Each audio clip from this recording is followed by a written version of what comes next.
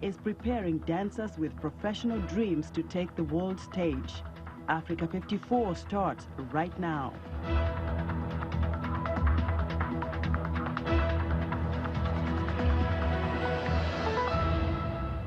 Angola's Luanda province, home of the nation's capital, is surrounded by water, but many of its inhabitants still don't have access to clean water, as Elizabeth Casimiro reports from Luanda, while Angolan authorities work to improve access to potable water delivery services are cashing in.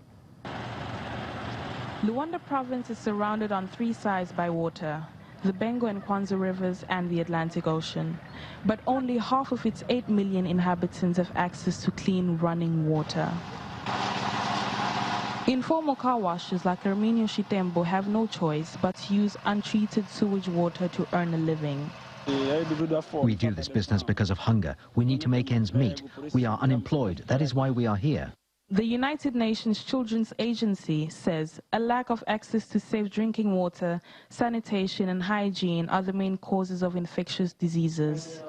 UNICEF says nationwide 44% of Angolans still do not have access to clean water. It means that people are in danger because not having access to safe water equals the likelihood to get disease, increase morbidity and many times mortality. But the lack of clean water is also an opportunity for hundreds of drinking water delivery boys like Eliseo Andrea Paulo. People need this water because in the neighborhood where we sell it, there is no water whatsoever. There are taps, but they have never had running water. The public water company of Luanda, EPAL, admits there is a serious water shortage. We have an average production level of 540,000 cubic meters of water per day, while the need is over 1 million cubic meters of water per day. That is only for you to see the level of deficit and the need to implement these water production projects. Luanda's water company says financial issues have slowed progress, but projects in the works will eventually improve access to clean water. Meanwhile, Angolans do their best to get by using what dirty water they have or the clean water they can sell. Elizabeth Casimiro for VOA News, Luanda. The World Health Organization is calling for an increase in vaccinations for Ebola to effectively manage the ongoing outbreak in the Democratic Republic of Congo. Health experts of the organization have issued new recommendations to address challenges associated with vaccines. This follows a surge in Ebola cases in the country. Health experts recognize that expediting efforts to contain the ongoing Ebola outbreak in the Democratic Republic of Congo is crucial to preventing the situation from getting worse. The World Health Organization's Strategic Advisory Group of outside experts, which has been at the forefront of the fight against the disease, is issuing new recommendations to address vaccination challenges.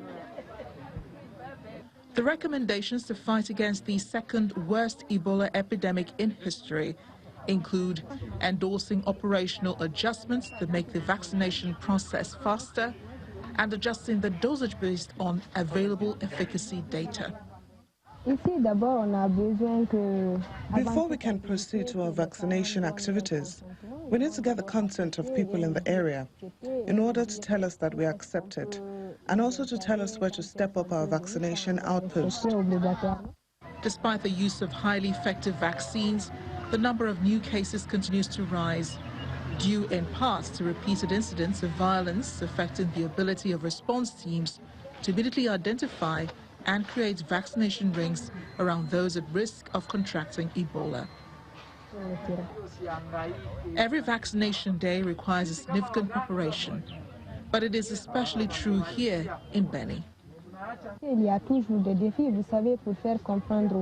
Yes, all field activities have their challenges, like to make people understand that the disease is real, and in order to be protected from it, you need to get the vaccine. There's a lot of other things to deal with, like rumors that people get about the vaccination.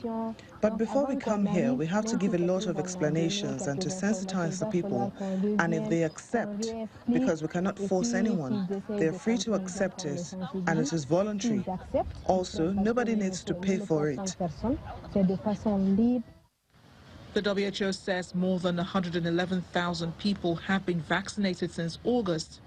So far, 1,045 of the 1,572 people with confirmed or probable Ebola have died in the outbreak, which has hit areas already affected by conflict.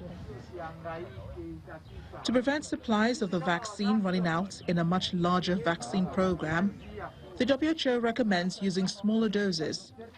A second experimental vaccine is also being rolled out soon. Is preparing dancers with professional dreams to take the world stage. Africa 54 starts right now.